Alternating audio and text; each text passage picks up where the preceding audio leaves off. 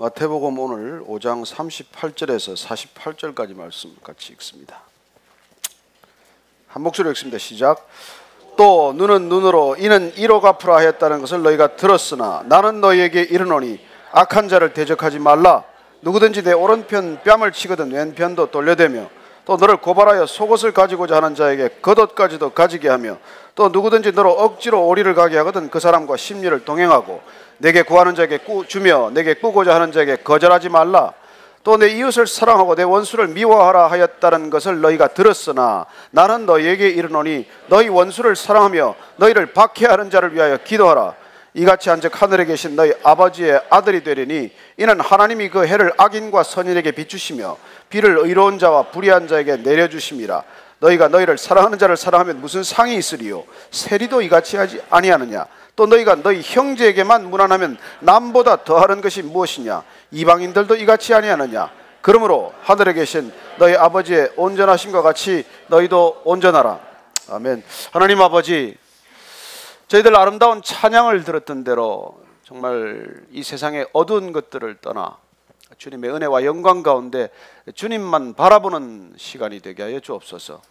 그리하여 나를 향한 시선, 이 세상에 사라질 것들을 주목하는 우리의 시선을 들어 높은 곳 바라보게 하시고 영원하신 하나님께 우리의 모든 마음과 뜻을 옮겨놓는 시간 되게 하여 주옵소서. 예수님 이름으로 기도합니다. 아멘. 오늘날 교회는 길을 잃었다는 얘기를 듣습니다. 그리스도인들은 세상 사람들이 보기에도 혼란스럽다는 평가를 듣습니다. 왜 이 지경에 이르렀을까요? 우리가 주님의 길을 벗어났기 때문입니다. 길을 잃었을 때는 가장 빠른 길이 있습니다. 출발했던 곳으로 돌아가는 것입니다. 우리가 왜 예수님의 첫 설교를 듣기로 했습니까? 예수님께서 처음 말씀하신 이 말씀의 첫 자리를 우리가 다시 돌아가는 것이 이 길 잃은 교회, 길 잃은 그리스도인들, 혼란에 빠진 그리스도인들이 가장 제 길로 찾아가는 빠른 길이기 때문입니다. 저는 오늘 우리가 5번째 주님의 말씀을 듣는 이 첫 설교를 듣는 시간에 주님께서 우리에게 말씀하셨던 것을 다 기억하며 듣게 되기를 바랍니다. 이 세상을 살아가면서 주님께서는 첫 번째 세상의 복이 아니라 하나님 나라의 복에 관한 것을 말씀해 주셨습니다. 무엇이 진정한 복이냐, 무엇이 정말 이 땅에서 우리가 추구해야 할 복인지를 말씀해 주셨고, 그리고 살인하지 말라, 간음하지 말라 하는 그 계명을 지켰다고 굳게 믿는 저희들을 향해서 너희들 그 계명의 본질을 놓치면 그건 아무것도 아니야. 내가 분노로부터 벗어나지 못한다면, 내가 진정 음란에서 헤매는 그 버릇에서 벗어나지 못한다면 넌 정말 아무것도 아니야. 그렇게 말씀해 주시는 것이죠.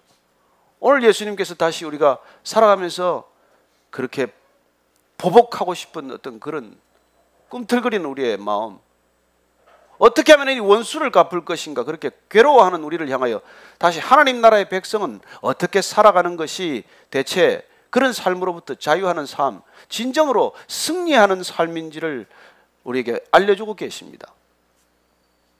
저는 예수님께서 이 땅을 살아가면서 우리가 마치 지는 것 같고, 우리가 늘 쫓기는 것 같고, 우리가 늘 연약한 것 같지만은, 그러나 아니야, 이렇게 사는 것이 진정한 승리의 삶이라고 하는 진정한 복음을 듣게 하십니다. 여러분, 진 것 같은데 이겼다, 이게 복음이에요. 오늘 예수님께서는 우리에게 진정한 다시 한번 복음을 듣게 하실 것입니다. 말씀을 따라가면서 오늘 말씀 한번 나누도록 하겠습니다. 38절 그리고 39절 앞에 전반부까지만 읽습니다. 시작. 또 눈은 눈으로 이는 이로 갚으라 하셨다는 것을 너희가 들었으나 나는 너희에게 이르노니 악한 자를 대적하지 말라. 네, 예수님께서는 오늘 지금 반복해서 말씀하고 계십니다. 너희들이 지금까지는 이렇게 듣고 살았지만은 그렇게 듣고 사는 것이 기준이 아니라 나는 새롭게 너희들에게 전혀 다른 것을 알려주겠다고 말씀하시는 것입니다. 여러분, 예수님께서 말씀하시는 것을 우리가 이해가 되건 이해가 되지 않건 그 말씀이 내 생각보다 중요합니다. 내가 하고 싶을 때 하고 내가 하기 싫을 때는 안 할 수 있는 말씀이라면 이 길 가지 않으면 그만입니다. 그러나 내가 예수님 따르겠다고 결정하고 예수님 말씀을 내 삶에 분명한 기준으로 삼겠다고 결단하였으면은 내가 할 수 있건 할 수 없건, 내 마음에 들건 안 들건, 내가 이해가 되건 안 되건 그건 중요하지 않습니다. 어떻게 하든 그걸 내가 쫓아가려고 죽을 힘을 다해서 따라가는 게 중요하지, 내가 되면 하고 말면 말고가 아니지 않습니까? 여러분 대충 하는 게 신앙생활이 아니에요. 여러분 직장에서도 대충 하다가 잘리는 판에 여러분 신앙생활은 대충 해도 된다고 생각하십니까? 아니요, 아니요. 여러분 이 길은 목숨 걸고 가는 길이에요. 그래서 주님께서는 오늘 우리에게 너희들이 지금 예수님 당시까지도 보편적으로 알려지고 있는 그런 사회 정의, 이게 정의의 기준이라고 말하지만 그 정의의 기준을 뛰어넘는 하나님 나라의 진정한 정의를 말씀해 주고 계신 것입니다. 여러분 정의에 대해서 얼마나 정의가 많은지 몰라요. justice에 대해서 얼마나 많은 definition이 있는지 모른다는 얘기입니다. 플라톤에서부터 무슨 아리스토텔레스나 무슨 뭐 롤스나 마이크 샌들이나 여러분 그 시대가 정의하는 정의가 있고 시대가 정의하는 정의의 기준은 날마다 다릅니다. 그러나 정말 우리가 하나님이 말씀하시는 정의, 예수님이 우리에게 알려주시는 하나님 나라의 정의란 어떤 것인가, 그걸 오늘 우리가 분명히 알게 될 것입니다. 그리고 그 당시에 우리는 함무라비 법전에서 시작된 눈에는 눈으로 이는 이로 되돌려 주는 것, 되갚는 것, 그건 보편적인 관념이에요. 아니 당한 만큼 되갚는 게 뭐가 나쁩니까? 내가 당한 만큼 되돌려 주는 게 뭐가 나빠요? 그래서 그건 법적 기초예요. 사회 정의의 기초고 사회 질서의 기초입니다. 그래서 우리가 성경에서도 이 말이 3번 반복되어 있어요. 출애굽기에, 레위기, 민수기에 동일한 말이 계속해서 반복되어 있는 것이죠. 출애굽기만 한번 제가 더 읽어드리면은 출애굽기 21장 23절 이하를 제가 읽어드리겠습니다. 그러나 다른 해가 있으면 갑되, 생명은 생명으로, 눈은 눈으로, 이는 이로, 손은 손으로, 발은 발로, 된 것은 된 것으로, 상하게 한 것은 상함으로, 때린 것은 때림으로 갚을지니라. 여러분 당한 만큼 갚는 건 굉장히 상식적이고 또 젊은 사람들 표현을 빌리자면 아주 쿨한 반응이에요. 아니 내가 당한 대로 갚는 게 뭐가 나쁩니까? 그래 맞은 대로 내가 뭐 되갚아 주는 게 그게 당연한 일이죠. 그러나 주님께서는 너희들이 그렇게 들었지만은 나는 그렇게 말하지 않는다. 도무지 악한 자를 대적하지 말라. 들으면 또 답답해져요. 아이, 주님 뭐 세상을 알고 그런 말씀을 하셔야지. 여러분 이 악한 세상에 악한 자를 대적하지 말라면 세상에 살지 말라는 얘기나 비슷하지 않습니까? 그래서 우리가 혼란스러워요. 아니 뭐 눈을 뜨고 보면 선한 사람이 보입니까? 다들 어떻게 보면 악한 자들인데 그런 자를 어떻게 대적하지 말라고 말합니까? 여러분 악한 자는 우리한테 궁극적으로 손해를 끼친 사람들 아닙니까?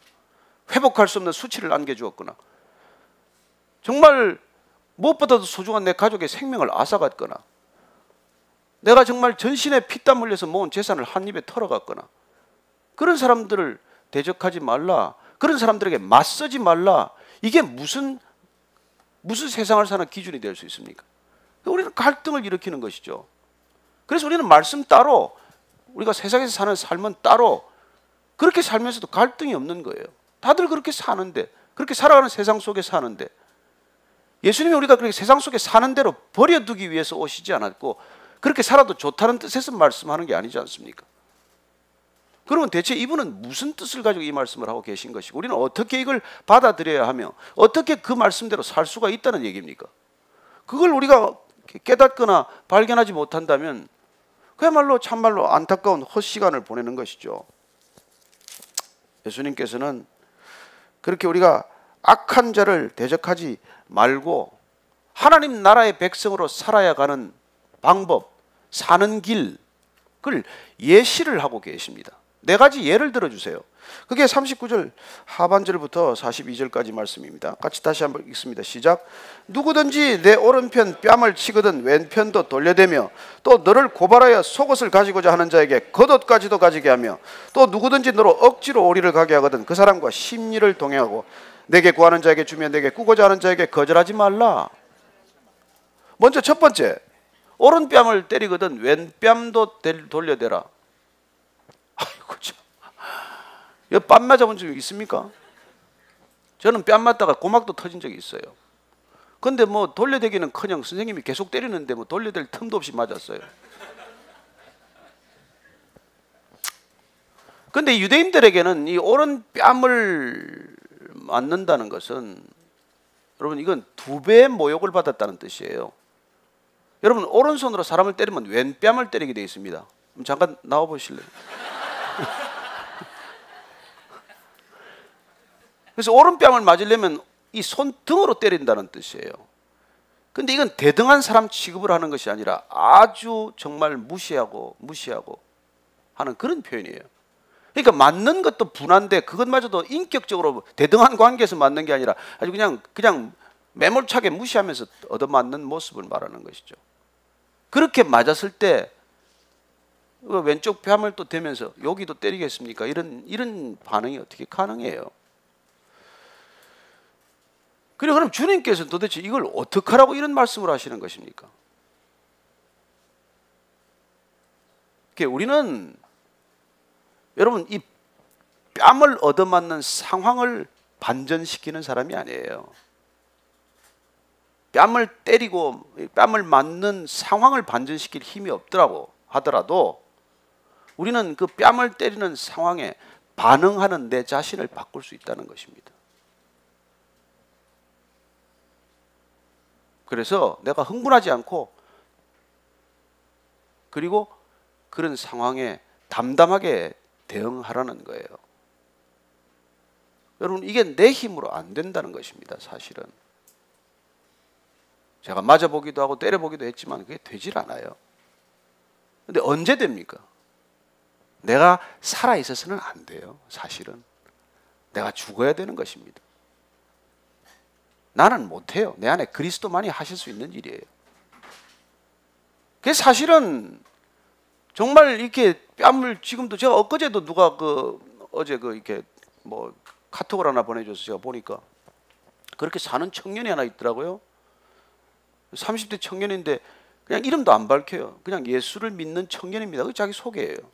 늘 이렇게 노숙자 사역을 하고 서울역 가서 이렇게 노숙자들한테 가면 무조건 이 청년은 아버님이에요. 아버지 안녕하십니까? 아버지 뭐 필요한 거 없습니까? 제가 도와드리겠습니다. 뭐 조금 먹을 걸 싸다가 드리기도 하고. 근데 이제 그러다가 어떤 때는 느닷없이 때리는 사람을 만난 거예요. 그 사람한테 그냥 첫 번째 뺨을 맞다가 코피가 터졌어요. 그 무의식결에서 팔을 내렸다가 그 아버지가 얘기하는 걸 듣고는 팔을 내렸어요. 너희들 예수쟁이들은 말이야, 먹을 거 가져와 가지고 설교 듣고 그걸 먹으라고 그러고 누굴 거지로 알아? 그러면서 막 화를 내니까 아 내가 맞아야 되겠다는 생각이 나서 가드를 내리고 계속 때리는 걸 맞은 거예요. 분이 풀릴 때까지 이렇게 맞은 것이죠. 제가 대신 사과를 하겠습니다. 그렇게 때리더니 이 할아버지가 손길을 멈추고 이제 분이 좀 풀리셨습니까? 꺼지라고 말이야. 그래서 그분이 죄송합니다. 제가 다음에 와서 다시 조금 더 말씀 나누겠습니다. 그러고 돌아서는데 이 사람아 기도는 해주고 가야지.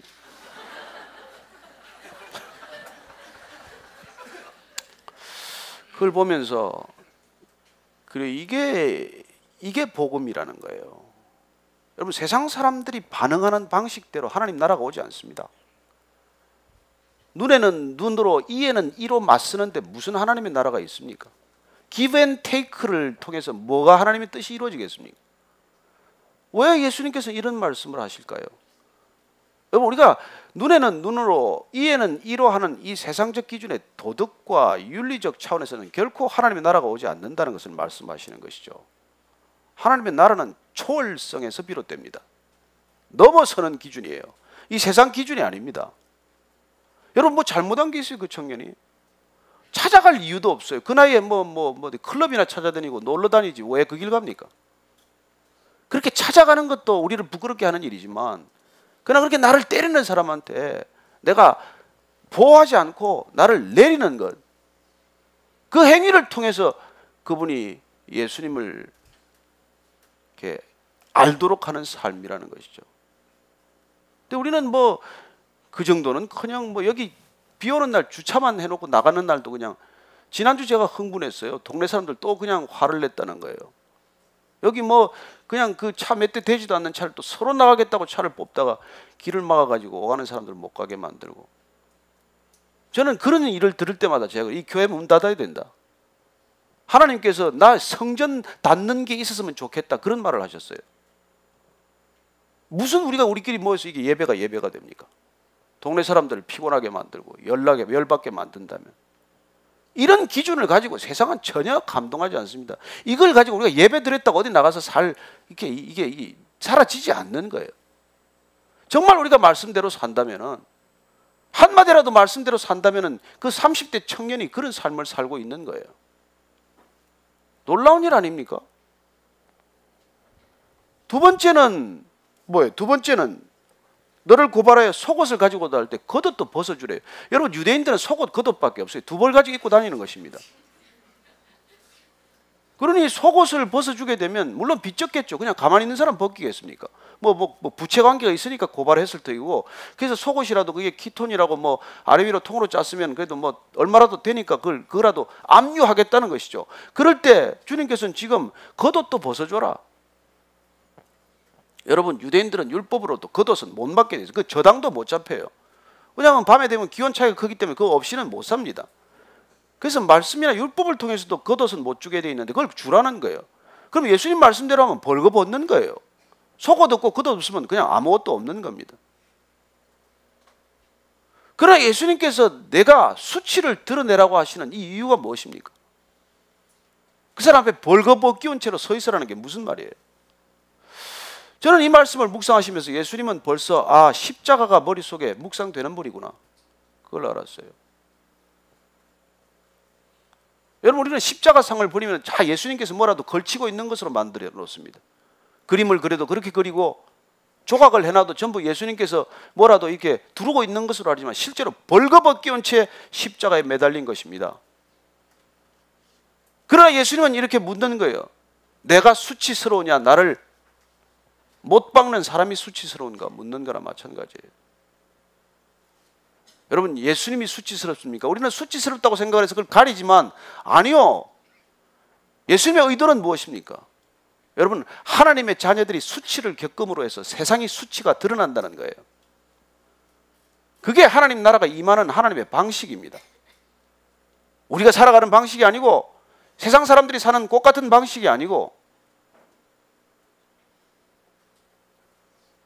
그렇게 내 모든 수치가 드러날 때 내가 수치스러운 것이 아니라, 여러분, 죄 없는 사람 수치스럽게 만드는 것이 수치 아닙니까?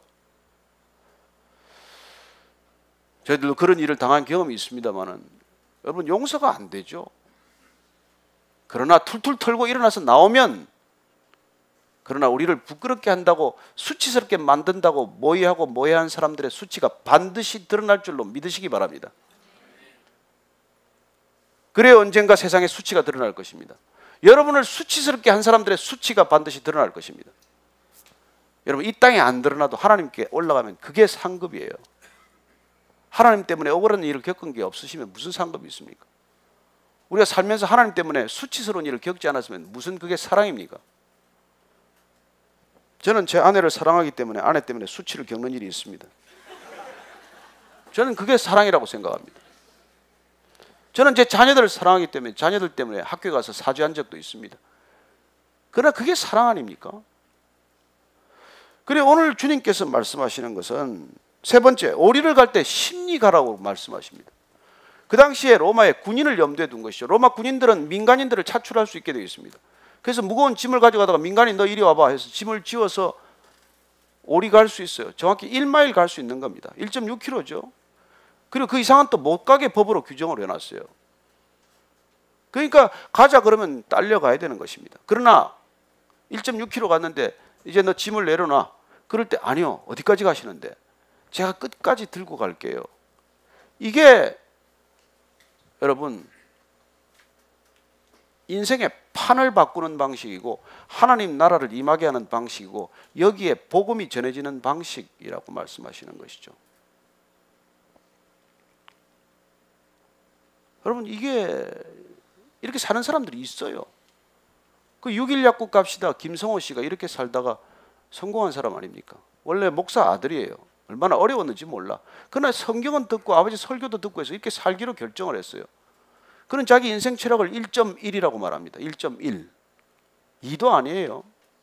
왜냐하면 남들이 하나 요구할 때 하나보다 조금 더 해주라는 거예요. 그래서 그는 그 산 꼭대기 같은 약국 하나 차리고 있는데 그 약국을 그렇게 전국이 유명한 약국으로 만들었어요. 뭐 약을 잘 팔아서가 아니에요. 거기 동네에 오는 사람들, 할머니들 와서 뭐 길 찾고 남의 친척집 찾아와서 길 물어볼 때 약국 그냥 두고 가서 그 할머니 모시고 그 집까지 데려다 준 거예요. 이사 갈 때 이사 가는 사람한테도 바꿔서 한 박스 싸다 준 거예요. 그렇게 남한테 1.1 조금 더 잘해주는 것, 세상이 하는 것보다 조금 더 잘해줄 때 세상에 감동이 있다는 것이죠. 그는 지금 대기업의 CEO로 이렇게 스카우트 된 사람입니다. 어쨌건 저는 우리가 이 시대를 살면서도 어떻게 사는 것이 그리스도인의 삶인가? 여러분, 요새 세상은 일을 해달라고 하면 누가 일을 해줍니까? 다 속이잖아요. 0.5도 못하고 0.7도 못하고 그런 세상을 살지만 1.1을 해준다는 것, 그는 아마 2라고 말하고 싶었겠죠. 겸손해서 1.1이라고 말했을 것입니다. 하나를 요구하는데 2를 해준다면 여러분, 거기에 하나님 나라가 임한다는 것이죠. 그게 하나님 나라 백성의 기준이라고 말합니다. 그게 도덕입니까? 손해보고 사는 게 무슨 도덕이에요? 그게 윤리입니까? 아니요, 윤리라는 차원이 아니에요. 그런 도덕과 윤리를 넘어서는 초월적인 하나님 나라가 있다는 거예요. 그걸 위해서 주님께서 이 땅에 오셨고, 그걸 우리 그리스도인들에게 제자된 삶을 통해서 드러내라고 말씀하시는 것이죠. 그러니 여러분, 뭐 칼퇴근하고 칼출근해가지고 뭐가 이루어지겠습니까? 그런 게 아니잖아요. 뭐가 요구할 때 우리는 정말 마음을 다해서 그걸 해내야 하는 것이죠.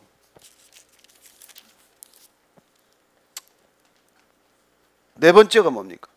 내게 구하는 자에게 주면 내게 꾸고자 하는 자에게 거절하지 말자. 아이고, 그렇게 살면 거들나지요. 달라는 대로 다 주고 뭐 남아있을 게 뭐 있습니까? 그러나 이 말씀은 말이죠, 정말 우리가 분별하기는 분별해야 돼요. 저도 많이 속았습니다. 교회 나와가지고 속은 일 많아요.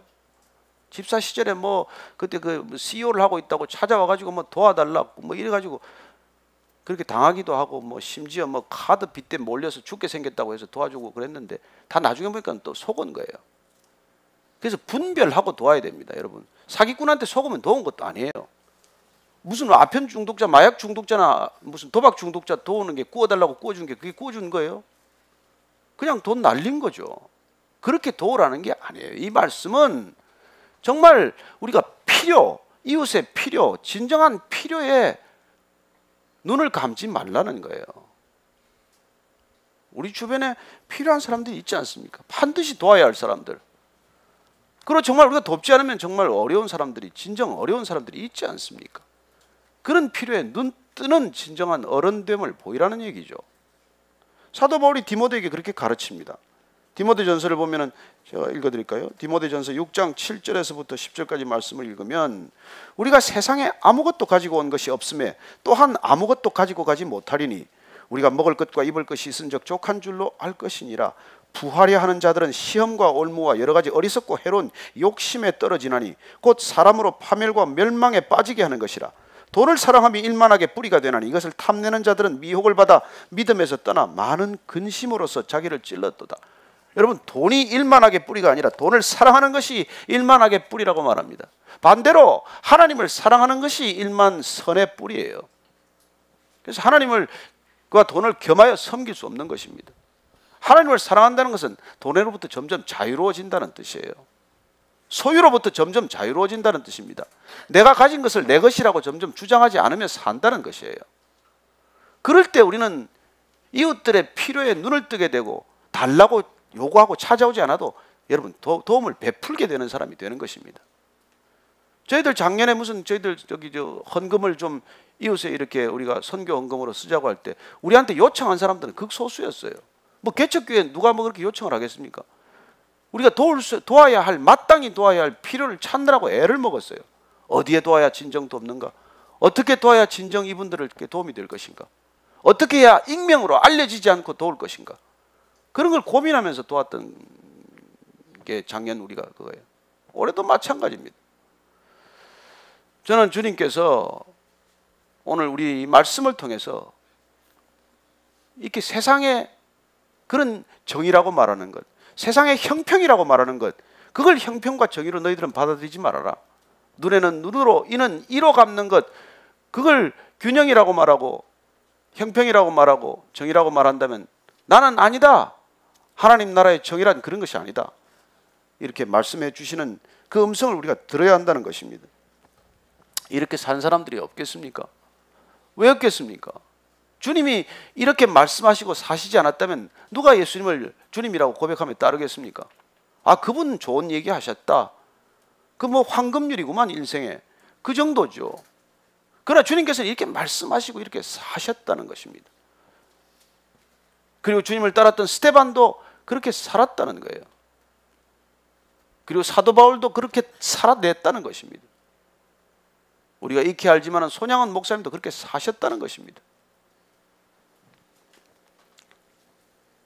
그렇게 주님께서는 우리에게 말씀하시면서 43절, 44절 얘기해 주십니다. 시작. 또 내 이웃을 사랑하고 내 원수를 미워하라 하였다는 것을 너희가 들었으나 나는 너희에게 이르노니 너희 원수를 사랑하며 너희를 박해하는 자를 위하여 기도하라. 여러분, 이것도 잘못됐다는 거예요. 너희들이 원수를 미워하라고 했다는 것을 들었지만 그게 아니라는 것입니다. 왜냐하면 이것조차도 바리새인들이나 율법학자들이나 제사장들이 하나님의 말씀을 왜곡한 결과예요. 그들은 원수와 이웃을 그렇게 확연하게 구분했지만 내 유대인들 동족은 이웃이고 이방인들은 전부 적으로 생각을 한 것입니다. 그 사람들 전부 악한 자로 생각을 구분을 한 것이죠. 이방인들은 사람 취급도 하지 않지 않았습니까? 그래서 내 이웃은 사랑하지만은 원수는 미워하라, 이렇게 가르친 거예요. 실제로 보면 어떨까요? 레위기 19장 말씀을 보면 여러분 그렇게 써놨는지 안 했는지 한번 확인하십시다. 레위기 19장 17절 18절 말씀입니다. 찾으시는 분들이 이렇게 많지 않은 고로 제가 읽어드리겠습니다. 너는 내 형제를 마음으로 미워하지 말며 내 이웃을 반드시 견책하라. 그러면 내가 그에 대하여 죄를 담당하지 아니하리라. 원수를 갚지 말며 동포를 원망하지 말며 내 이웃 사랑하기를 내 자신과 같이 사랑하라. 나는 여호와이니라. 여기 어디 이웃만 사랑하고 원수는 미워하라는 말이 어디 있어요? 근데 이걸 그렇게 가르쳤다는 것입니다. 그래서 여러분들이 우리가 성경에 근거하지 않으면 가르치는 사람들 따라 배우다가 자칫 본질과는 엉뚱한 길로 간다는 거예요. 그래서 예수님께서는 너희 원수를 사랑하라는 거예요. 박해하는 자도 사랑하라는 것입니다. 여러분, 이것이야말로 우리가 지금 처음 듣는 예수님의 첫 설교의 하이라이트 아닙니까? 클라이맥스 아니에요? 누가 원수를 사랑하라고 가르칩니까? 어느 종교가 원수를 사랑하라고 가르칩니까? 그러나 예수님께서는 그 원수를 사랑하라고 할 때 여러분 누가 원수인지를 생각해 보라는 뜻이죠. 예수님의 못에 손과 발에 못을 박는 사람이 원수입니까? 예수님은 그를 이웃으로 보십니다. 그래서 용서해 달라고 기도하는 것입니다. 스데반이 돌로 맞을 때 돌을 든 사람들과 돌을 던지는 사람들을 원수로 본 것입니까? 아니, 이웃으로 본 거예요. 손양원 목사님이 자기 아들 동인이와 동신이를 그렇게 죽인 공산당원 안재선을 원수로 본 것입니까? 이웃으로 본 것입니까? 그가 이웃으로 보았기 때문에 그 안재선을 다시 그 여순 반란 사건이 진압되고 그게 체포되었을 때 다시 사형이 구형되었는데 총살받게 된 그 안재선을 찾아가서 내가 용서하노라고 그 사람을 위해서 구명운동을 하고 그를 구해내서 그를 양아들로 입작하고 말이죠. 이름 바꿔서 손재선으로 해서 결국 목사가 되었습니다만, 그러면 그 내 아들 두 아들을 죽인 사람을 원수로 보는 거예요? 이웃으로 보는 거예요? 그래서 예수님을 믿는다는 것, 예수님을 따른다는 것은 여러분 우리가 원수가 없다는 것을 발견하는 삶이에요. 이게 얼마나 놀라운 일입니까? 아니, 우리가 걸핏하면 원수를 만드는 세상에서 살고 있어요. 원수 같은 이웃들 때문에 지금도 층간소음 때문에 말이죠, 살인극이 나고 있고, 그 차선 변경 좀 하고 끼어들겠다고 사람 죽이는 세상이고, 그리고 이웃조차도 원수로 바라보는 이 세상 가운데서 원수 같은 사람조차도 그것이 이웃이라고 말씀하시는 이 예수님이 우리의 기준이란 말이에요. 그래서 여러분 지금 오늘 원수 생각이 나거든 다 잊어버리세요. 원수는 이웃의 다른 별명이란 말이에요. 그래서 우리가 원수라고 부르는 이유는 뭐예요? 그 사람들이 붙들려 있는 영적 실체를 우리가 보지 못하기 때문에 그런 거 아니에요. 사도 바울이 이걸 보고 뭐라 그럽니까? 우리의 씨름은 혈과 육에 대한 것이 아니요 정사와 권세와 어둠의 주관자들과 하늘에 있는 악의 영들에 대함이라. 그러면 지금 이 영들에 붙들려 있는 이 사람들은 뭐예요? 악한 영, 사탄에 붙들려 있는 사탄의 종들이 된 거 아닙니까? 사탄의 노예처럼 살아가는 사람들을 원수로 바라보지 말라는 것이죠. 그래 우리가 거기서 풀려나야 우리는 진정한 그리스도인의 삶을 살기 시작하는 것이죠. 저는 손양은 목사님 말씀을 인용할 때마다 슬퍼요. 왜 그분밖에 인용할 사람이 없나? 또 나도 인용되기엔 좀 두렵기도 하고 뭐 이런 거 아니에요 우리가. 그래 우리는 정말 주님께서 정말 원수를 사랑하고 박해하는 자를 위하여 기도하라. 여기 기도하라에 주목하십시오. 주님께서 우리를 원수 사랑하는 방법을 알려주신 거예요. 여러분 그냥 우리가 사랑이 안 됩니다. 근데 어떻게 하냐? 기도의 자리에 앉으라는 거예요. 기도를 시작하라는 거예요. 여러분 기도를 시작하면 원수 같은 사람을 향해서 마구 욕을 해도 좋습니다. 그 사람 죽여달라고 마음껏 기도해도 좋습니다.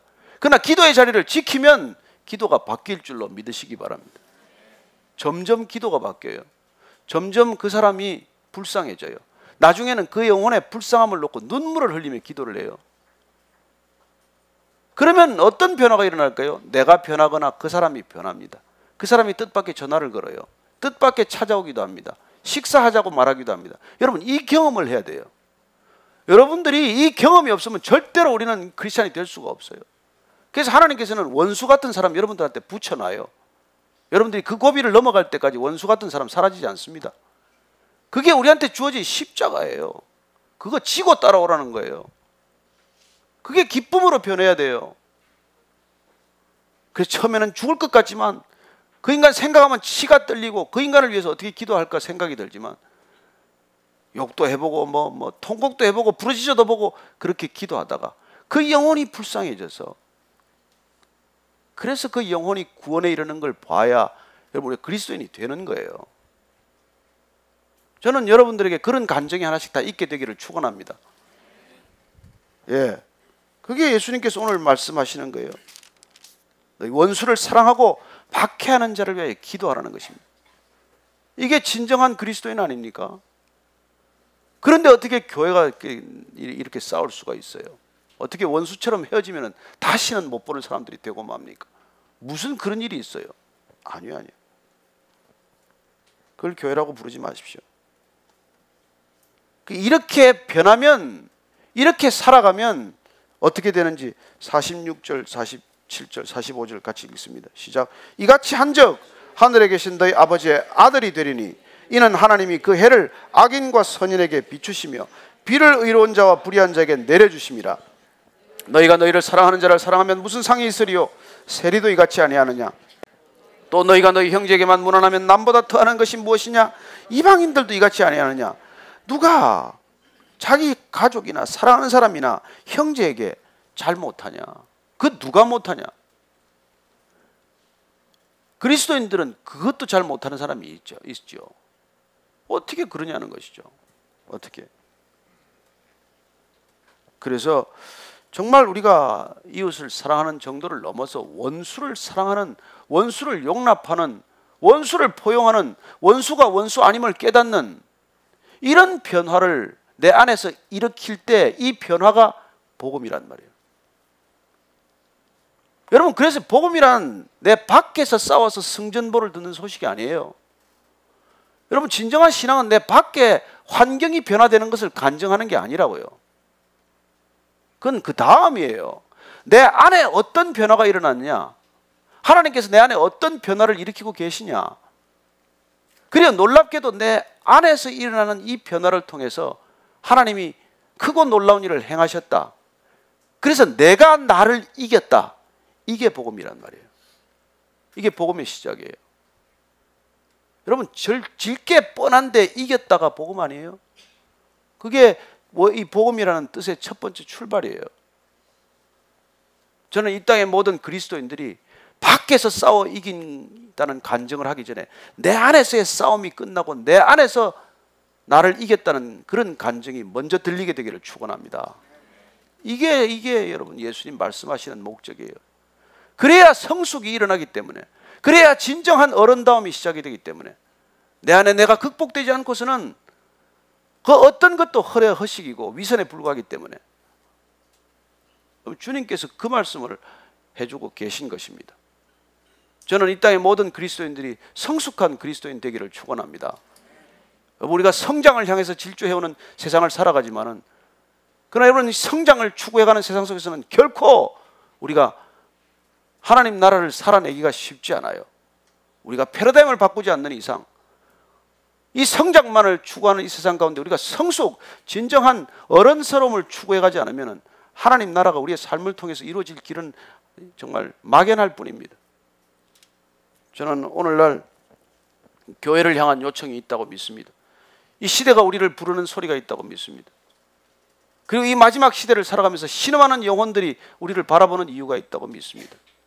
우리가 정말 하나님 나라를 우리 안에서 이루어내고 그 하나님 나라가 흘러넘쳐서 우리가 어디를 가든 정말 오리를 가자 그러면 십리를 가지고, 속옷 달라면 겉옷을 주고, 이런 삶을 살 때 하나님 나라가 그곳에 임한다는 것을 우리에게 오늘 말씀해 주고 계신 것이죠. 그래서 결론은 무엇입니까? 오늘 말씀 48절 말씀 읽고 마치겠습니다. 시작. 그러므로 하늘에 계신 너희 아버지의 온전하심과 같이 너희도 온전하라. 하늘에 계신 너희 아버지의 온전하심과 같이 너희도 온전하라. 여러분, 이게 하나님께서는 이미 나 여호와는 거룩하니 너희도 거룩하라고 말씀해 주셨습니다. 이 말씀은 곧 거룩하라고 하는 예수님 버전이에요. 하나님이 온전하심과 같이 온전하라. 그래, 거룩하라, 온전하라, 어른스러워져라, 성숙하라, 그 말씀이에요. 저는 미숙한 그리스도인들이 되지 않기를 바랍니다. 정말 우리가 이 세상을, 이 기준을 초월하는 그런 초월적인 존재가 됨으로써 정말 짧은 세상이지만은 영혼에 건져졌기 때문에, 영혼을 알게 되었기 때문에, 영혼에 접속되었기 때문에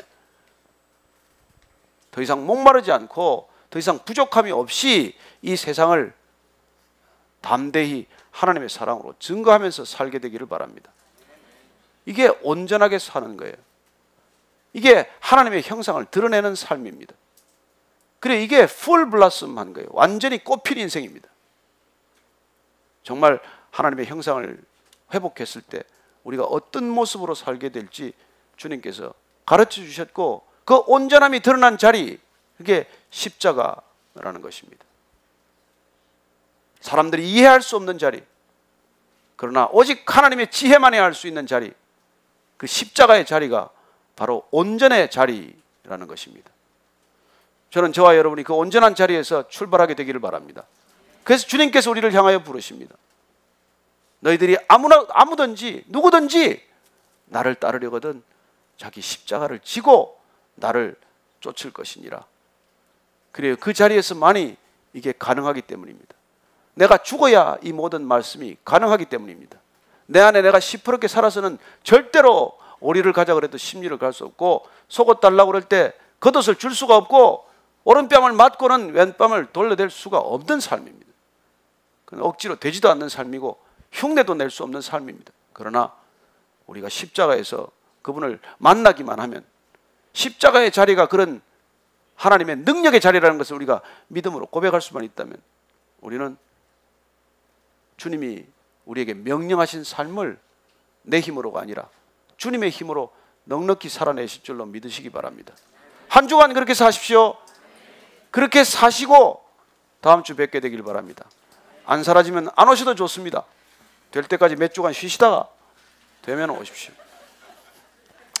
같이 오늘 기도할 때 정말 주님, 제가 못하는 것 주님 잘 아십니다. 주님께서 정말 내가 죽고 내 안에 그리스도가 사는 것을 주님 확증하게 해주셔서, 주님께서는 우리에게 말씀해 주셨습니다. 세상을 이처럼 사랑하사 독생자를 주셨으니 이는 저를 믿는 자마다 멸망치 않고 영생을 얻게 하려 하심이라고 하셨는데, 그 영생 이미 왔기 때문에, 내 안에 있기 때문에, 하나님 나라가 내 안에 임했기 때문에 주님, 이 모든 주님의 말씀이 우리가 감당할 수 없는 명령이 아니라 넉넉히 감당할 수 있는 주님의 은혜 되게 하여 주옵소서. 함께 기도하겠습니다. 하나님 아버지, 주님 사랑합니다. 주님을 사랑하는 이 사랑이 차고 넘쳐서 능력이 되게 하여 주옵소서.